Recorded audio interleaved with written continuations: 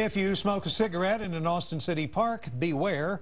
You could be issued a ticket beginning next week. There's a burn ban in effect right now for every park in Austin, but the city can't actually enforce it.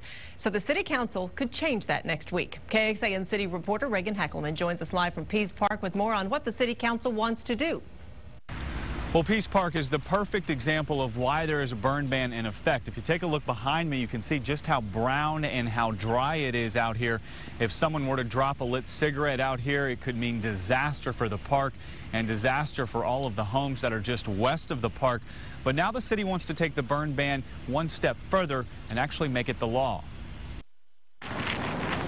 Steve Wichard is a regular at Auditorium Shores. Most of the time you'll find him trying to capture the park through a viewfinder. But he does admit he takes a smoke break every now and again. I try to respect it. Sometimes I cheat, and I'll sit here on one of the benches close to the edge of the park. Even though there's a burn ban in effect at every City of Austin park, Wichard can't really get in any trouble if he's busted lighting up. The reason? It's not actually against a law to smoke in a park. I think they are going to have to do something and actually make it so that they can hand out tickets and fine people.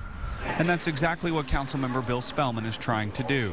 It's Class C misdemeanor. Nobody's going to go to jail, but you get a fine, and more important, the Parks Police would have the moral authority to say, look, there's a law on the books that says you can't do that. Please stop it.